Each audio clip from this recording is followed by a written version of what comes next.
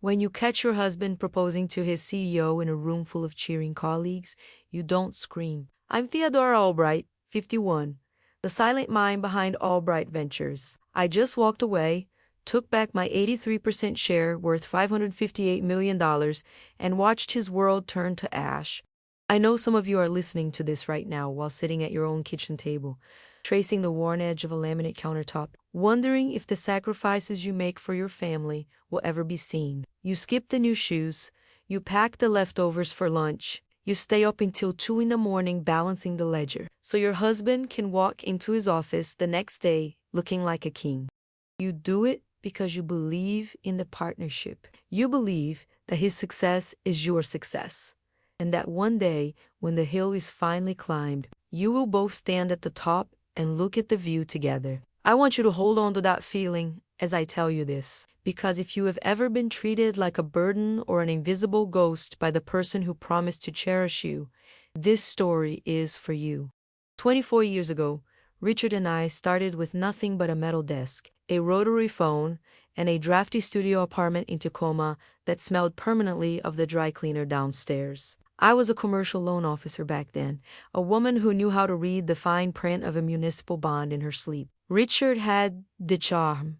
He had the smile that could sell sand in the desert, but he couldn't draft an operating agreement to save his life, and his math was always based on hope rather than cash flow. When my grandfather passed away and left me his modest share of a local shingles mill money earned from decades of pulling splinters out of his calloused hands, I didn't buy a house or a fancy car. I put every single penny into Albright Ventures. I structured the corporate charter myself, sitting at our chipped formica table with a yellow legal pad, ensuring my capital contribution was protected as Class A preferred shares with a strict non-dilution clause. Richard was the face, the managing partner, the man who shook hands at the country club. I was the engine in the basement, keeping the oil clean and the gears turning. On Valentine's Day, the Seattle sky was the color of a wet slate shingle. The rain was coming down in that steady, relentless mist that gets inside your collar and stays there. I had spent the morning at our local bakery picking up a box of those lemon shortbread cookies. Richard loves the ones that remind him of his grandmother, and I had a heavy, cream-colored envelope in my purse containing 2 first-class tickets to Paris. We had promised each other a trip to France for our 25th anniversary, but with the company's recent, rapid expansion, Richard had been too exhausted to even talk about it. I thought a surprise would bring back the man I used to know, the man who used to hold my hand in the grocery store line. I also had a simple bouquet of dark red tulips wrapped in brown boucher paper and tied with a piece of rough garden twine. No gold foil, no satin ribbons, just honest flowers from the market. When I stepped out of the elevator on the 42nd floor of the Columbia Center, the office didn't smell like dry erase markers and stale coffee. It smelled like seared scallops, expensive champagne, and the heavy, sweet scent of gardenias. The double-glass doors of Albright Ventures were propped open. I walked past the reception desk, but my old friend Sarah, who had been our administrative assistant since the days we couldn't afford heating, wasn't there. The lobby was empty, but I could hear a low roar of laughter and clinking glass coming from the main boardroom, the one we'd just remodeled with Italian marble and floor-to-ceiling windows overlooking the Puget Sound. I walked down the carpeted hallway, my sensible, low-heeled shoes making no sound against the plush wool. Through the glass partition of the boardroom, I saw them. The entire staff of 95 people was packed into the room, standing shoulder to. In the center of the crowd stood Richard, looking incredibly handsome in the charcoal gray bespoke suit I had bought him for his 51st birthday. Standing right next to him was Victoria Sterling. Victoria was 34, a polished Ivy League graduate we had hired 80 months ago as our chief executive officer to help manage our venture portfolio. She was wearing an ivory silk sheath dress that looked like liquid pearl. Her hair was swept up in a perfect, effortless French twist. Richard was holding a microphone, his face flushed with champagne and excitement. For the past year, we've talked about the future of Albright Ventures. Richard's voice boomed through the high-end ceiling speakers. I had approved the budget for just last quarter. We've talked about legacy, about taking this firm to global heights, but a company is only as strong as the partnership at its core. He turned to Victoria, his eyes shining with a warmth I hadn't seen directed at me in over a decade.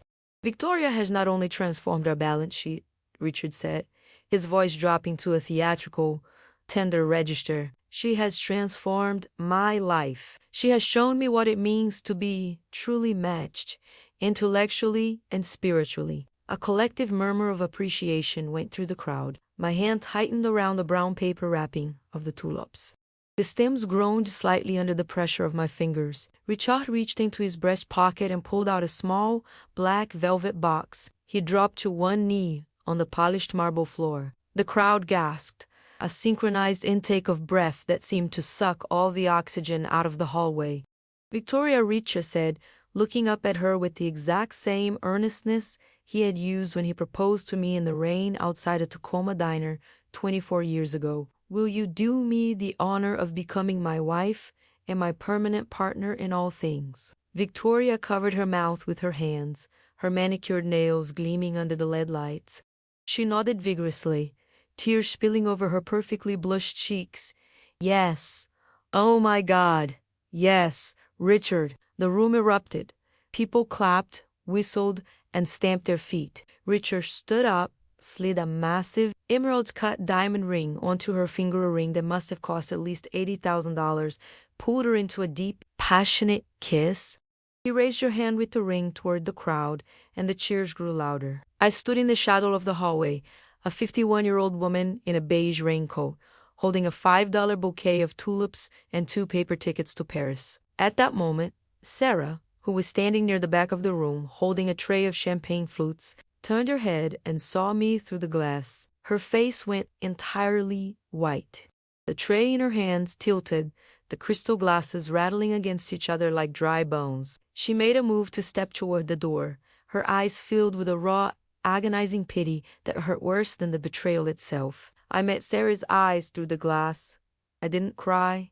I didn't let my jaw drop. I simply raised one finger to my lips, signaling her to be quiet, and gave her a very small, very deliberate nod.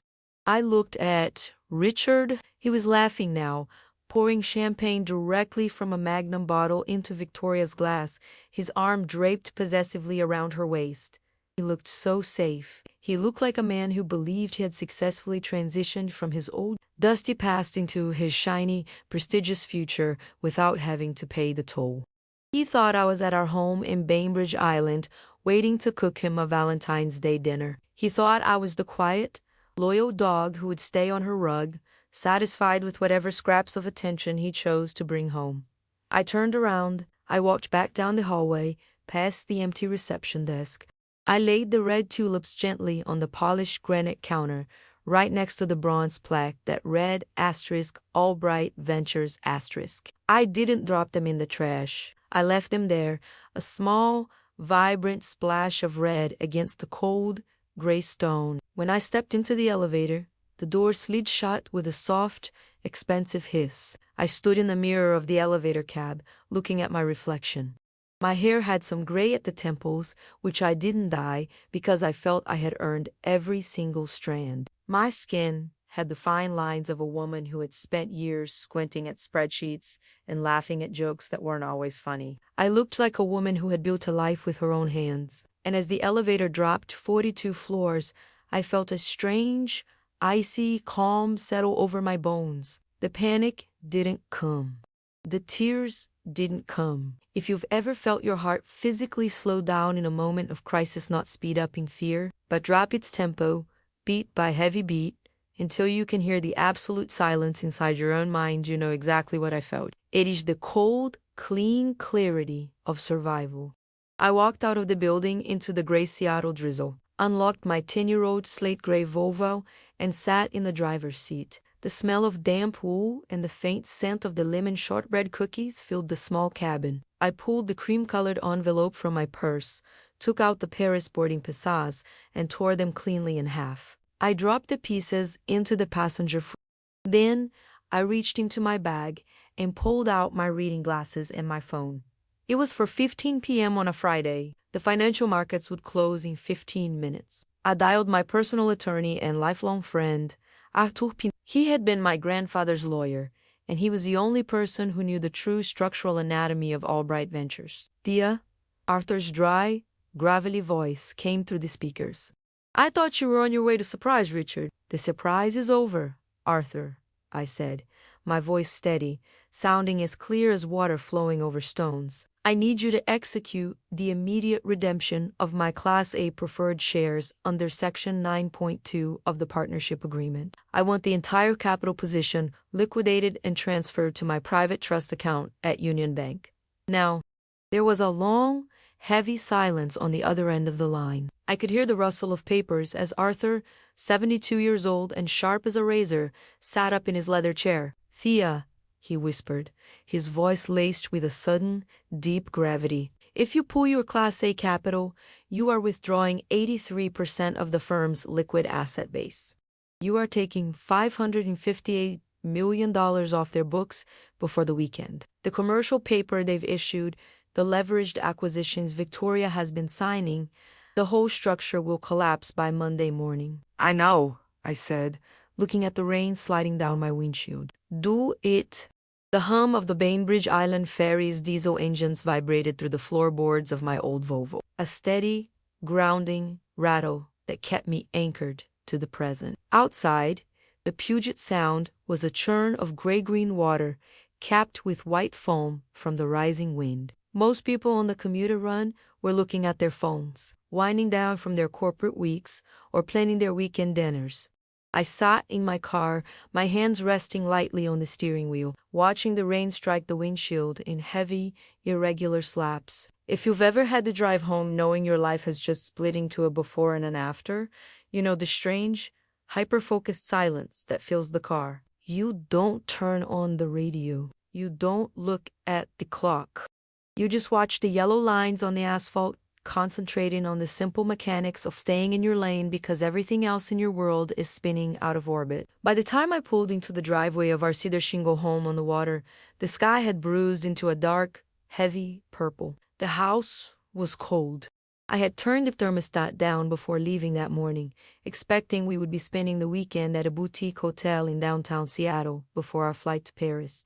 Now, the empty hallway felt like a tomb wrapped in expensive drywall. I didn't take off my raincoat. I went straight to the kitchen, filled my grandmother's dented copper kettle with tap water, and set it on the stove. Wow, the water heated. I sat at our kitchen table, not the grand marble island we'd put in during the remodel, but the small, round pine table in the breakfast nook that we'd brought with us from our first apartment. My grandfather had built it from scrap lumber, and if you run your fingers along the underside, you can still feel the rough marks of his hands. I sat there and opened my laptop. It was 4:45 p.m. The first thing I did was log into our private wealth portal at Cascade National Bank. Richard and I had 3 joint accounts: our primary household operating account, a high-yield savings account we called the Rainy Day Fund, and a liquid investment reserve that held the cash distributions from Albright Ventures. I looked at the balances. Combined, there was a little over $4 million sitting in those accounts. That was our personal cash money Richard assumed would always be there to pay the mortgage on the Bainbridge house, the upkeep on his Porsche, and the club dues. I dialed the direct line for Thomas Vance, our private banker. He'd been managing our accounts for 12 years, a man who prided himself on discretion and speed. Thomas, I said when he answered on the second ring, it's Theodora. I need to execute a unilateral division of the joint cash reserves. I want 60% of the balances in accounts ending in 402, 908, and 115 transferred immediately to my sole name trust account. The remaining 40% is to stay in the joint accounts, but I want all joint signature authority suspended as of 5 o'clock today. There was a brief pause, the sound of keyboard keys clicking in the background. Theodora, 60%. Under the terms of the joint occupancy agreement, either party can initiate a transfer, but a suspension of signature authority requires a formal declaration of dispute. Are you filing a dissolution notice? I am, I said, my voice flat, devoid of any anger. The paperwork will be on your desk by Monday morning, but under Section 4.2 of the Cascade Private Wealth Charter, as the primary guarantor of the line of credit attached to those accounts, I have the unilateral right to freeze the secondary access lines to protect the collateral. I am exercising that right now. Thomas. I see, Thomas said, his tone shifting from professional warmth to a cautious, measured neutrality. The transfer will be completed before the system batch run at 5:30 p.m. The secondary debit cards and line access will be restricted immediately. Thank you, Thomas. Please send the confirmation receipts to my private email. I hung up. I didn't feel a rush of triumph. I felt a cold, heavy ache in the center of my chest, right behind my ribs. I was staring down the house I had spent 24 years building, brick by brick, and the dust was settling in my throat. Some of you might think I was being cruel, or that I was moving too fast. But let me tell you something about men like Richard. They don't fight with logic. They fight with resources. The moment Richard realized his dream of a shiny new life with Victoria was going to cost him his comfort, he would use every dollar we had shared to hire the most expensive lawyers in Seattle to starve me out. I had seen him do it to competitors. I had seen him use the sheer weight of our legal department to grind small, honest subcontractors into bankruptcy over minor disputes. I knew his playbook because I was the one who had helped him write the rules. I wasn't going to let him use my grandfather's sweat-stained legacy to buy the rope he'd used to hang me. I stood up, walked down the short hallway to our study, and unlocked the small cedar box I kept in the bottom drawer of the filing cabinet. Inside, wrapped in a piece of yellowed tissue paper, was a small, tarnished brass key. This key didn't open a safe deposit box at a bank. It opened an old gray metal locker in the basement of the Tacoma shingles mill, the mill my grandfather had owned, and the one place Richard had never visited because he couldn't stand the smell of cedar dust and wet wood. Inside that locker, in a waterproof document pouch, was the original, signed copy of the 2000 Albright Ventures corporate charter. When we first incorporated, Richard wanted to go with a standard off-the-shelf operating agreement from a legal website. He said it was just a formality, that we were partners in life, so the paper didn't matter. But my training as a commercial loan officer had taught me that the paper is the only thing that matters when the weather turns bad.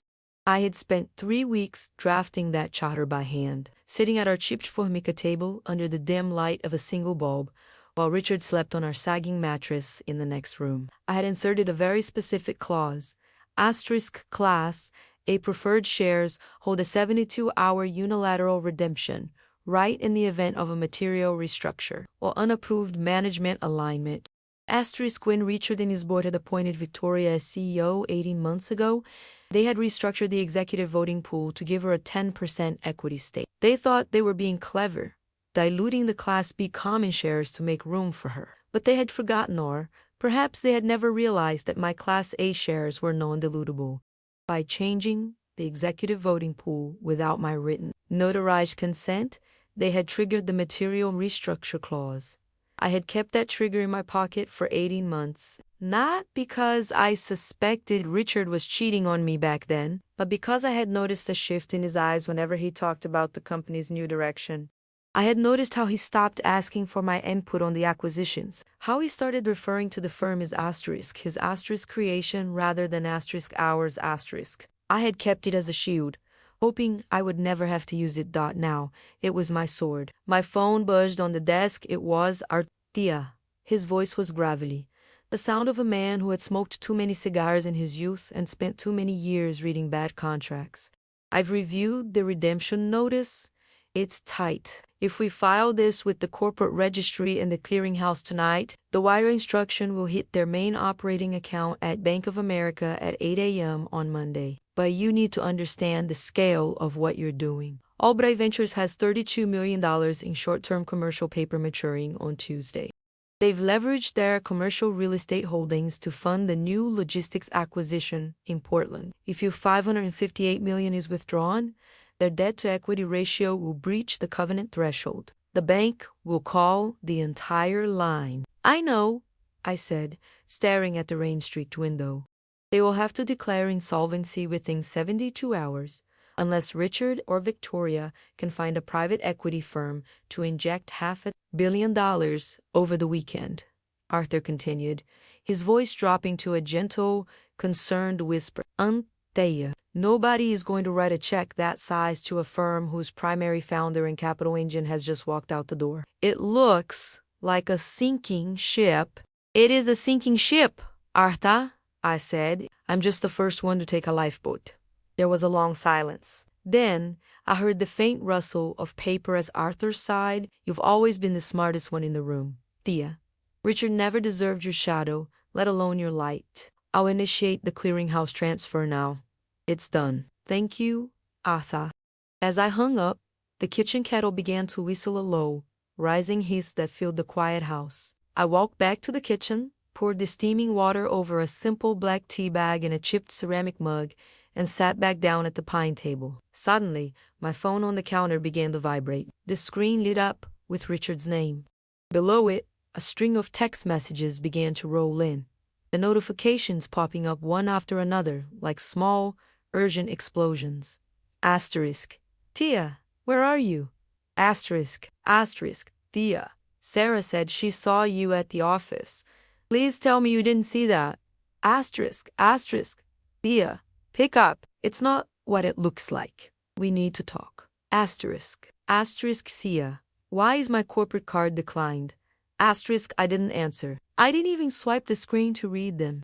I just picked up my mug, took a slow, hot sip of my tea, and watched the rain wash the dust off the window pane. The storm had finally arrived, and for the first time in 24 years, I was safe inside. The headlights of Richard's silver Porsche cut through the heavy Bainbridge drizzle, casting long, sweeping shadows across the cedar shingles of our home. I sat perfectly still at the pine table, my hands cupped around my mug of black tea, watching the twin beams bounce off the wet rhododendron bushes outside. I didn't get up to unlock the door. I didn't smooth down my hair or wipe the faint smudge of dust from my cheek. I just waited. If you've ever sat across from a liar who is trying to paint over his betrayal with a coat of cheap charm, you know the exact temperature of the room. It drops. It becomes so cold you can almost see your own breath, no matter how high the thermostat is turned. You sit there, watching them construct their alternate reality, and you realize that the person you spent decades sharing a bed with is nothing more than a stranger wearing a familiar face. The heavy front door opened, and the damp, salty air of the Puget Sound rushed into the hallway, followed by the scent of expensive sandalwood cologne and the faint, sickeningly sweet undertone of gardenia. Richard's footsteps were hurried, loud against the hardwood floor. He didn't have his usual slow, arrogant stride. He was panting slightly, his tie loosened, his charcoal jacket damp from the walk from the driveway. Fia, Hugh called out, his voice carrying that familiar, breathless urgency he used whenever a deal was sliding off the rails. He walked into the kitchen, his eyes sweeping the room until they landed on me. Thank God you're here. I've been calling you for an hour. Why aren't you answering your phone? He made a movement toward me, his arms extending as if to wrap me in a comforting, husbandly embrace. I didn't flinch. I didn't scream. I simply leaned back slightly, placing my hands flat on the rough surface of the pine table. The movement was small, but it was a wall of solid ice. He stopped mid-stride, his arms dropping to his sides, his face morphing into a look of wounded confusion. Thea, please, he said, taking a step back. Sarah said she saw you at the office. She said you were holding flowers. Honey, you have to let me explain. It's not what you think. It's really not. Tell me what it is, Richard, I said. My voice was very quiet, very level. I wanted him to speak. I wanted him to lay out every single lie, because every word he uttered would only solidify the lock on the trap I had just set. Richard ran a hand through his hair, his fingers trembling slightly. It's the merger, Thea. The Portland acquisition. The New York underwriting firm we've been courting for the last 6 months. They're old school. They're incredibly conservative. They wanted to see a transition of leadership that was absolute, a unified front at the top of the executive board. Victoria and I, it was a performance, a staged PR event for the primary investors who were flying in tonight. He took a deep breath, his eyes shining with that theatrical sincerity that had once made me believe we could conquer the world together. The board insisted on it. Victoria insisted on it. They said a power couple narrative at the helm of Albright Ventures would secure the Class C funding round without us having to dilute our personal shares. I was going to tell you tonight, I swear. I had this whole dinner planned. The ring is a promotional prop. It's a synthetic stone we rented from a jeweler in Bellevue for the weekend. It's going back into the vault on Monday morning. I looked at him, really looked at him. I noticed the tiny, telltale signs of his deceit, the way his left eyelid twitched when he said the word asterisk, prop asterisk. The slight smudge of ivory liquid foundation on the edge of his crisp white collar. The way he couldn't hold my gaze for more than 3 seconds before looking down at his Italian leather shoes. I know some of you might think I should have thrown my tea in his face. You might think I should have screamed until my throat was raw, or dragged his expensive suits out to the driveway and set them on fire. But let me tell you something I learned from 24 years of reading commercial loan applications. The loudest person in the room is always the one with the weakest hand. Silence is a resource. Silence lets your opponent talk themselves into a corner from which they can never escape. A performance?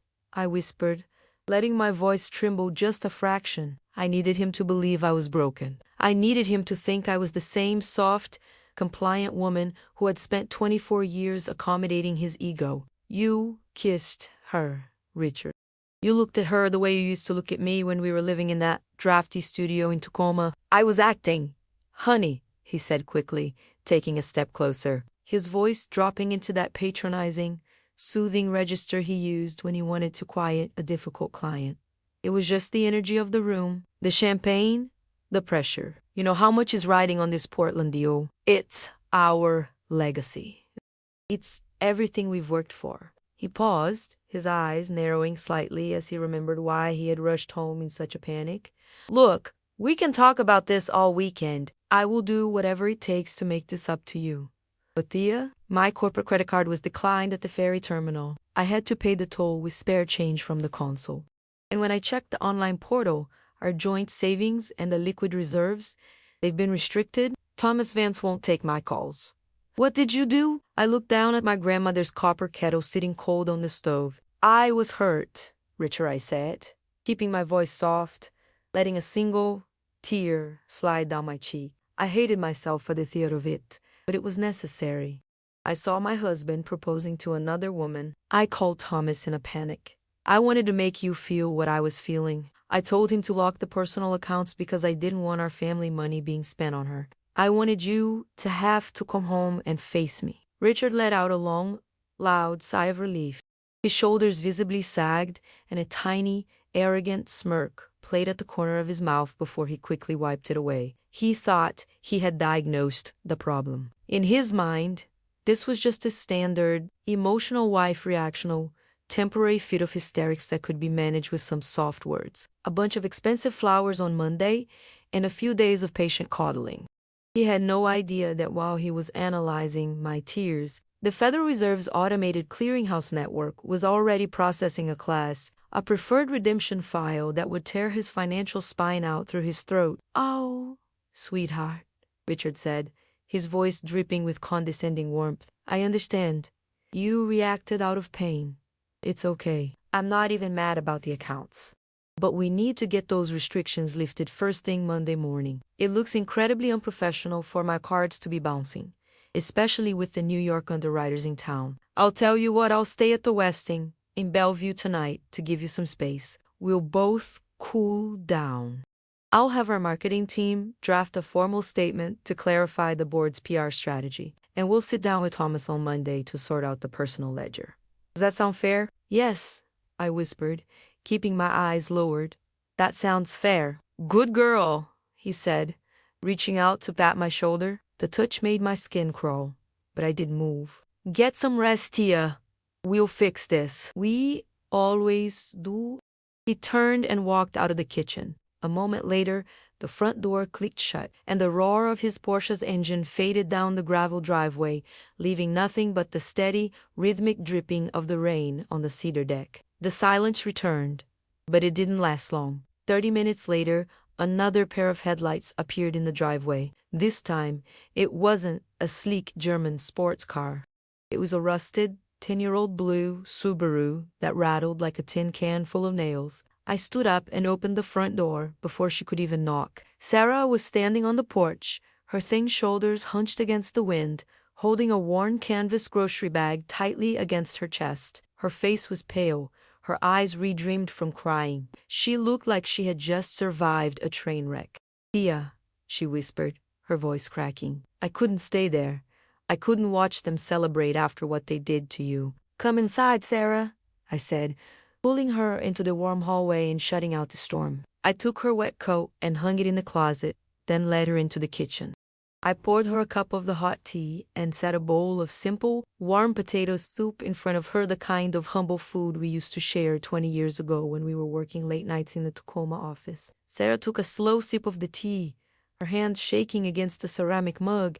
"They've been planning this for months, Thea," she said, her voice filled with a raw, protective anger that brought a sudden, unexpected lump to my throat. "Victoria and Richard, I found these in the high-capacity printer in the executive suite after everyone left for the party." Victoria thought she had cleared the queue, but she forgot the network backup. She reached into her canvas bag and pulled out a thick stack of printed documents, laying them on the pine table. "If you've ever had that one loyal friend who would walk through fire for you while your own flesh and blood is trying to drown you, you know that loyalty isn't something you can buy with a corporate title or a corner office. It is a quiet, sacred bond built on years of shared struggles and mutual respect." Sarah had been there when we couldn't pay our phone bill, and she was here now, risking her entire livelihood to hand me the final nails for Richard's coffin. I put on my reading glasses and began to slide the documents across the table. As I scanned the spreadsheets and the legal addendums, the true depth of Victoria's strategy became clear. It wasn't just a corporate merger, it was a hostile takeover disguised as an executive alignment. Victoria had leveraged Albright Ventures' primary commercial real estate portfolio to secure a $300 million short-term bridge loan from a private equity firm in Manhattan.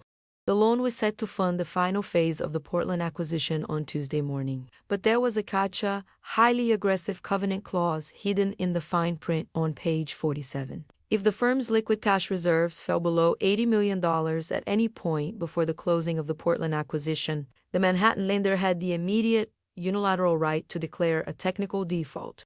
In the event of a default, the lender would seize the entirety of Albright Ventures' intellectual property, including our proprietary logistics software and our primary real estate holdings, for a mere fraction of their actual value. Victoria and Richard had calculated everything down to the penny. They knew that my Class B common shares were minor, and they assumed my Class A preferred shares were just a passive investment vehicle that I would never touch, because what's good for Richard is good for the family. They had planned to announce the merger in their engagement simultaneously, forcing me into a quiet, humiliating divorce where they would offer me a modest settlement while they rode off into the sunset. With the newly restructured, highly leveraged empire, they had built a beautiful, glittering tower of cards, but they had forgotten who had laid the foundation.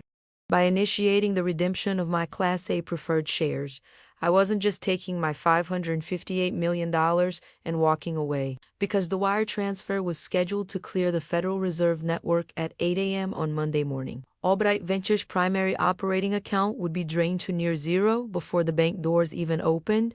The cash reserves wouldn't just drop below $80 million, they would be completely wiped out. The Manhattan lender would trigger the default covenant by noon on Monday. I looked up from the papers, a cold, slow smile spreading across my face. "Thea," Sarah asked, her eyes wide with a mixture of fear and awe. "What is it? What does this mean?" "It means, Sarah," I said, reaching across the table to gently touch her hand, "that Richard and Victoria just built their dream house on a cliff, and they have no idea that I own the dirt underneath it." I leaned back in my chair, looking at the yellowed tissue paper in the cedar box on my desk, containing the brass key to my grandfather's old metal locker.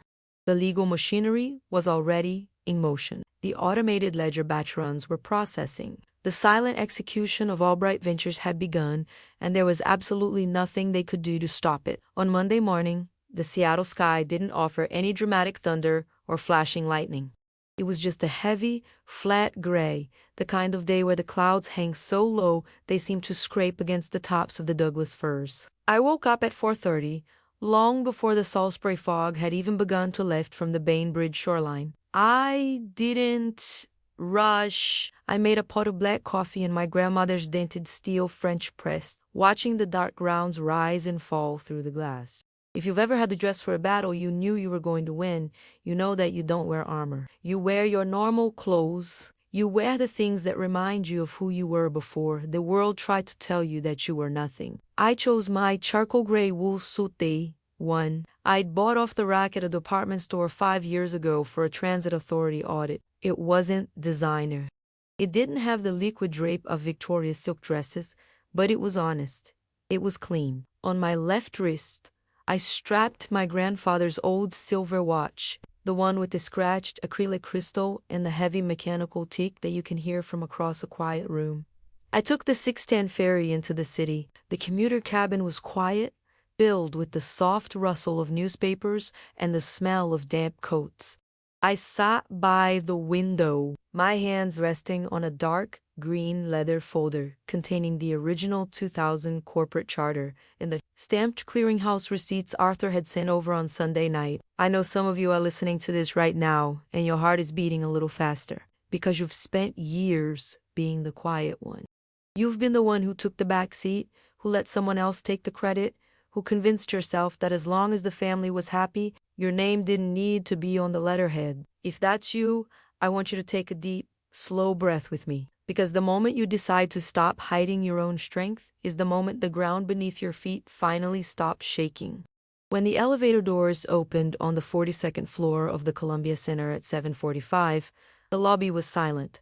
Sarah's desk was empty. I had texted her on Sunday evening, telling her to take a personal day, to stay home and keep her hands clean of the dust that was about to settle over Albright Ventures. She had earned that peace. I walked down the carpeted hallway toward the main boardroom. Through the double glass doors, I could see them. The closing committee was already assembled. Richard was there, looking slightly pale but salvageable in a navy blue suit, a cup of coffee in his hand. Victoria was seated at the head of the Italian marble table, her laptop open, her fingers flying across the keyboard with the sharp, rhythmic clicking of someone who believed she was about to finalize her masterpiece. Across from them sat four representatives from the Manhattan private equity firm with sharp haircuts, expensive watches, and the cold, analytical eyes of predators who smelled a profitable acquisition. I pushed the glass doors open. The heavy glass swung back with a soft, expensive click. The murmur of voices in the room stopped instantly. Rich's coffee cup rattled against his saucer as he turned, his face freezing into a mask of pure disbelief. Richard stood up, his chair scraping loudly against the polished floor. He looked at the New York underwriters, then back at me, a high, nervous laugh escaping his throat. "What are you doing here? We discussed this. I told you I'd be home by 3 this afternoon to go over the personal accounts. This is a private executive session." Victoria didn't stand. She leaned back in her leather chair, her eyes narrowing as she looked at my gray wool suit, her gaze lingering on the worn green leather folder in my hands. A cold, dismissive smile touched her lips. "Mrs. Albright," Victoria said, her voice carrying that perfect, rehearsed executive authority. "We are in the middle of finalizing a $300 million leverage agreement for the Portland acquisition. The legal representatives are on a tight schedule. If you have personal matters to discuss with Richard, I'm sure our receptionist can find an empty office where you can wait." One of the Manhattan underwriters, a man with graying temples named Vance, frowned and looked at his watch. "Richard, is there a scheduling conflict here? We need to verify the liquidity covenants before the clearinghouse opens at 8. "No conflict," Richard said quickly, his forehead glistening with a thin sheen of sweat under the recessed lead lights. He walked toward me, his hands outstretched in that placating, gentle gesture he used to quiet, difficult clients. "Tia, please, don't do this. I know you're hurt. I know Friday was a misunderstanding, but you cannot bring our personal life into this boardroom. There are hundreds of millions of dollars on the line here. If you embarrass me in front of these investors, you are destroying your own retirement." I looked at him. I looked at his expensive suit, his manicured nails, the frantic, desperate twitch in his left eyelid. And then I looked at Victoria, who was watching me with the smug satisfaction of a woman who believed she had already won the keys to the castle. "I'm not here as your wife, Richard," I said. My voice was very quiet, but in the sterile silence of that boardroom, it sounded like a hammer striking stone. "And I'm not here to discuss our retirement." I walked past him. I didn't look at his outstretched hands. I walked straight to the empty chair at the opposite end of the marble table, pulled it out, and sat down. I laid my green leather folder flat on the marble right next to the crystal pitcher of water. "My name is Theodora Albright," I said, looking directly at the lead underwriter, Vance. "I am the founder and the holder of 83% of the Class A preferred shares of Albright Ventures, and I am here to inform you that the liquidity covenants you are preparing to sign are completely invalid." Victoria let out a sharp, mocking laugh. "Richard, get her out of here. This is ridiculous. Mrs. Albright, you hold a passive equity position. You have no operational authority over the management decisions of this firm. The board approved the Portland acquisition, and the board approved the leverage ratios. Your consent is not legally required." "My consent for the acquisition is indeed not required, Victoria," I said, opening my green folder with slow, deliberate kari. I pulled out the original yellowed sheets of the 2000 corporate charter, the ones I had drafted at our Formica table 24 years ago while Richard slept. But my consent for the restructuring of the executive voting pool was required. Under Section 9(2) of this charter, any dilution of the Class A preferred capital base, or any unapproved management alignment that alters the voting control of the firm, triggers an immediate, unilateral right of redemption for the primary capital holder. I slid the document across the cold marble table. It stopped right in front of Vance. 18 months ago, I continued, my voice steady, sounding as clear as water flowing over pebbles, "Richard and the board issued you a 10% equity stake as part of your CEO employment contract. They did so without my written, notarized signature. That act triggered the redemption clause. At 4:15 on Friday afternoon, my legal counsel filed a formal notice of redemption with the state corporate registry and the Federal Reserve Clearinghouse." Richard's face went from pale to a strange, mottled gray. He leaned against the edge of the table, his hand shaking so violently he had to set his coffee cup down to keep it from spilling. "Thea, what are you talking about? What did you do?" "I withdrew my capital, Richard," I said. Vance was already reading the document, his sharp eyes darting across the yellowed pages. He pulled out his phone, his fingers moving rapidly. "Richard, what is she talking about? What is the Class A capital base?" "It's a legacy account," Richard stammered, his voice cracking. He looked at Victoria, his eyes wide with a sudden, wild panic. "It's just the initial development fund. It's not active capital. Thea, tell them. It's just the old mill money." "The old mill money, as you call it," Richard said, leaning forward slightly, "represents 83% of this firm's liquid asset pool. It is $558 million. And as of 8 o'clock this morning, exactly 10 minutes ago, the wire transfer clearinghouse completed the redemption. The funds have been moved out of Albright Ventures' primary operating accounts and deposited into my private trust." Silence fell over the room like a physical weight. Suddenly, Victoria's laptop let out a sharp, double chime. A bright red notification popped up on her screen. At the same moment, the lead underwriter's phone began to vibrate on the marble table. Victoria stared at her screen, her mouth opening slightly, her manicured fingers freezing over the keyboard. Her perfect, polished composure began to crack, the color draining from her cheeks until she looked 10 years older under the harsh lights. "This is a mistake," she whispered, her voice losing its executive edge, sounding thin and shrill. "The primary operating account, it's showing a balance of $82,000. That's impossible. We have $32 million in commercial paper maturing tomorrow. We have the Portland wire scheduled for 9. Vance stood up, his face hard, his eyes fixed on his vibrating phone. He answered it, listened for 5 seconds, and then hung up without saying a word. He looked at Victoria, then at Richard, his expression turning to one of cold, professional disgust. "The Manhattan credit line is suspended," Vance said. His voice clipped. Your liquid reserves have dropped below the $80 million covenant threshold. You are in technical default of the bridge loan as of this moment. The Portland acquisition is dead. No, Richard cried out, taking a step toward the table, his hands gripping the marble as if to keep himself from falling. No, Vance, please. It's a domestic dispute. My wife is she's emotional. We can resolve this. We can freeze the transfer. Thea, tell them you'll reverse it. We can talk about the divorce. We can talk about whatever you want, but you cannot destroy the company.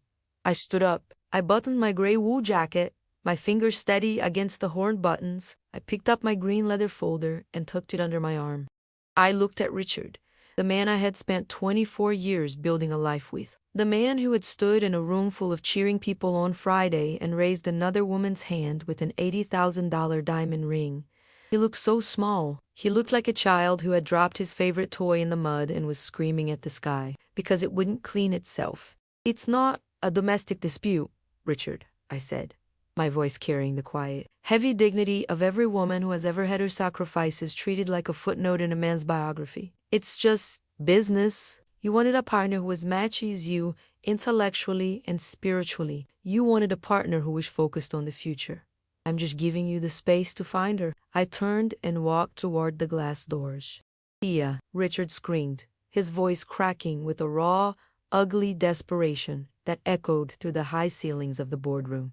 Thea, you can't do this. You built this with me. It's your legacy too. I stopped at the door, my hand resting on the cold brass handle. I didn't turn around.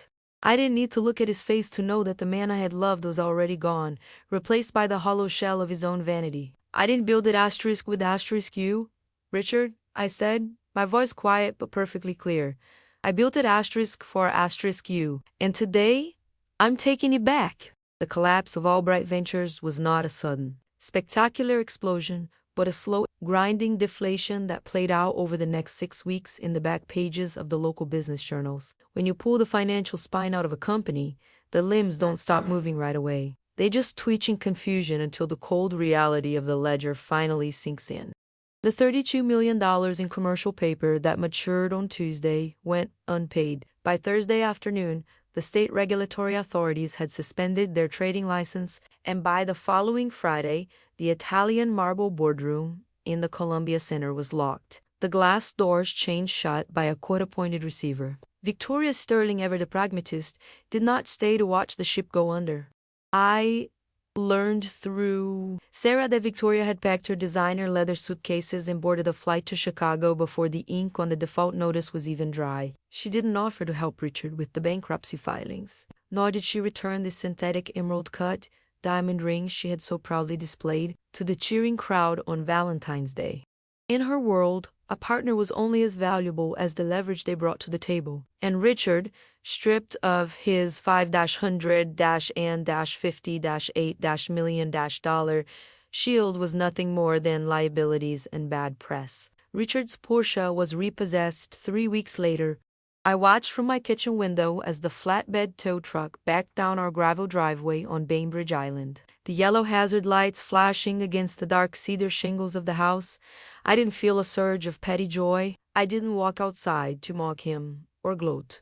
I just stood there with a dish towel in my hands, feeling a quiet, heavy sadness for the young man who had once ridden the Tacoma transit buses with me, sharing a single pair of cheap gloves because we couldn't afford to. That young man was gone, buried under 24 years of unearned luxury in the toxic belief that he was the only architect of our success. The divorce was finalized in late April, inside Arthur Pendleton's quiet, dusty office in downtown Tacoma. Arthur's workspace didn't have the floor-to-ceiling views of the Puget Sound or the high-end Italian furniture of Albright Ventures. It smelt of old paper, peppermint candy, and the faint, sweet scent of the pipe tobacco he used to smoke before his doctor made him quit.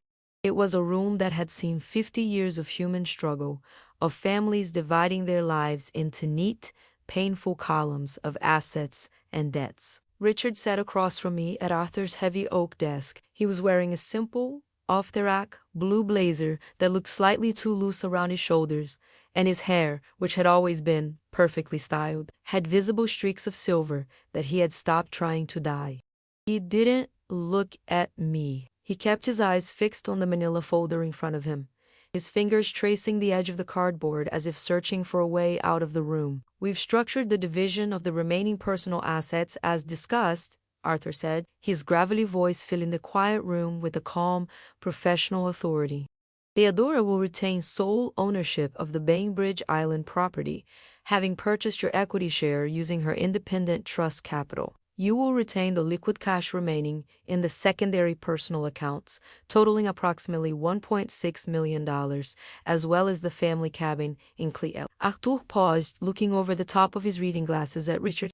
"Under the terms of this agreement, both parties waive any future claim to spousal support, and the dissolution of Albright Ventures will be managed by the bankruptcy court without further litigation between the partners. Do you understand these terms, Richard?" Richard nodded slowly. He picked up the simple plastic pen Arthur had laid out for him. "I understand," he whispered.